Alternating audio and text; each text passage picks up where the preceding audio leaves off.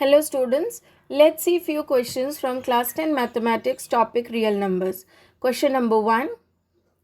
So as you can see in this question, the largest number which divides 70 and 125 leaving remainders 5 and 8 respectively, they have asked us. So since the number is leaving remainders, that means it is not a common factor of the number. So we are going to subtract the remainders and get our new numbers. So by subtraction we got 65 and 117. Now they are asking us largest number which divides both of them. Therefore we have to find highest common factor. So by prime factorization method we will find 65 and 117 HCF. Since you know HCF is the product of the smallest power of each common prime factor, here 13 power 1 is the smallest. So HCF of 65 and 117 is 13. Therefore 13 is the number which we are looking for. Question number 2 now. Here you can see they have asked us the LCM of P and Q. So P is nothing but AB square and Q is A cube B. So LCM is the product of the greatest power of each prime factor involved in the numbers. So actually here in LCM we have common as well as uncommon factors we will check. But in this particular question we have only common factors A and B in both. Okay, and then we will look at the greatest power of each prime factor here. So greatest power in the both the numbers we have got is A cube and B square. So our LCM of P and Q is nothing but A cube B square. Next, question number 3, again 1 mark type of question.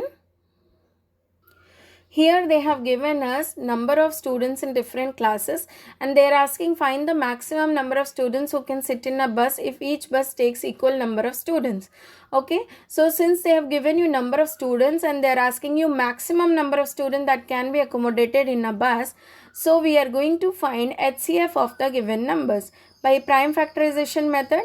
So we got the prime factorization of 312, 260 and 156. As HCF is the product of the smallest power of each common prime factor. In HCF we will look only the common prime factor and we will look for the smallest power. Therefore our HCF here is 2 square into 13 which is 52.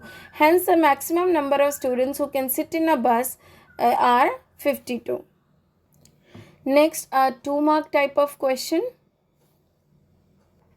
So in this question they have given you number of different varieties of trees and they are asking you minimum number of rows required such that equal number of equal rows we have to plant. Okay, equally we have to plant in different rows. Okay, so we here the children often get confused by the word minimum and they end up finding the LCM. But since they have given us a number of trees and they are asking us number of rows, we will first find the HCF. Okay, and we by finding the HCF of the given numbers we will get maximum number of trees planted in each row.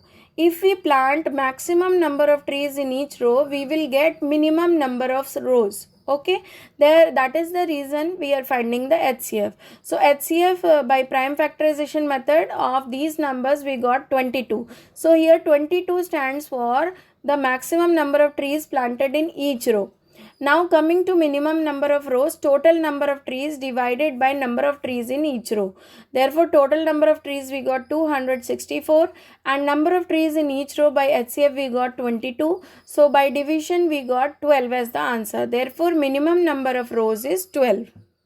Now a 3 mark type of question, and this is a very important question from board point of view.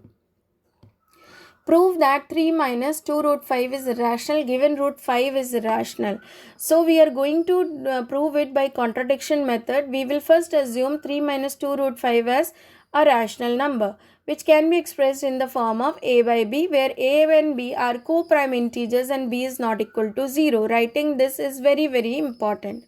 Now by transposition method we will just transpose 3 on the other side and then by taking LCM we got 2 root 5 is equal to 3b minus a by b. Now keeping only root 5 on LHS, shifting everything else on the RHS. So we got root 5 is equal to 3b minus a by 2b. Okay, so now look at your RHS. RHS is rational. Reason is A and B are integers, so operation on integers is rational. So if RHS is rational, LHS also should be rational. But since they have given us root 5 is irrational, and so irrational cannot be equal to rational, therefore we have arrived at a contradiction. Therefore our assumption is incorrect, and hence by the method of contradiction we have proved that 3 minus 2 root 5 is irrational. Thank you children. Hope this was helpful. Thank you.